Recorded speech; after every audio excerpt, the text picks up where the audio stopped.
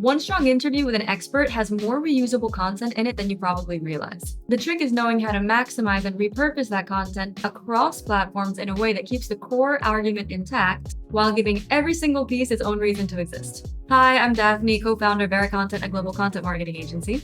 Today, I'm going to walk you through exactly how we took one interview and turned it into 6 different pieces of content: a blog post, a LinkedIn series, a YouTube video, a newsletter feature, short-form clips, and a sales resource.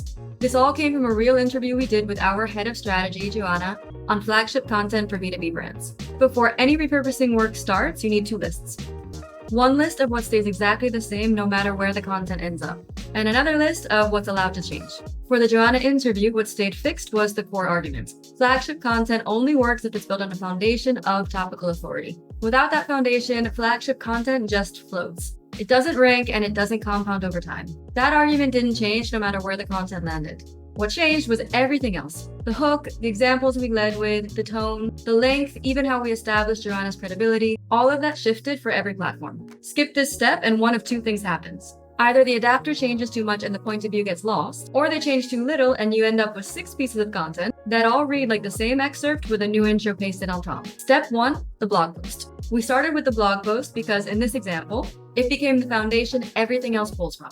We briefed the writer on the actual tension in Joanna's argument, why flagship content fails without topical authority, so the piece had a real point of view and wasn't just a summary of what Joanna said. Then we pulled her direct quotes. Original quotes from a real interview signal to Google that this is first-hand content, not a rehash of what's already out there. We rounded it out with supporting research and our own client examples, but her interview was the spine of the piece. Step 2, LinkedIn. From that one blog post, we built a series of LinkedIn posts. Not just one post, but several, each pulling a different angle Joanna raised. Remember, your hook needs to be written from scratch for LinkedIn specifically, because nobody scrolling their feed has opted into depth the same way a blog reader has. We turned one section of Joanna's argument into a carousel, the flagship versus topical authority framework broken into slides. We turned a strong quote of hers into a quote graphic, with the caption expanding on it in her voice. Our CEO even posted a LinkedIn thought leadership article, expanding on the topic from her perspective.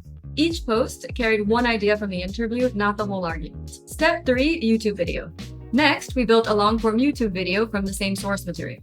This is a genuinely different medium, not just a video version of the blog post. A blog post can build its argument slowly.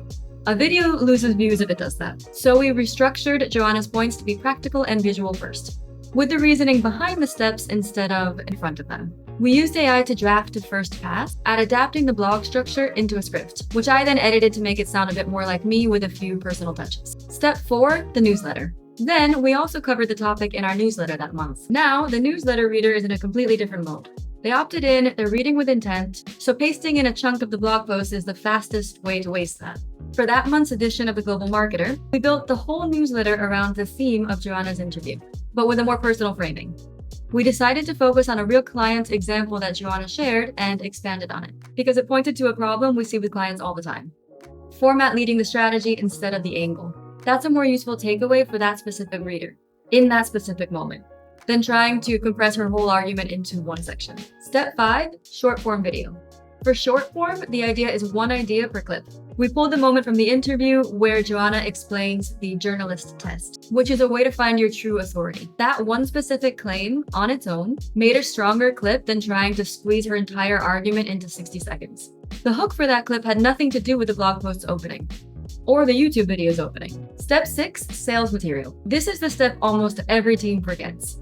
A sales team needs something much more useful than a reformatted blog post. They need a specific argument and framework they can use to answer a buyer's actual question in real time.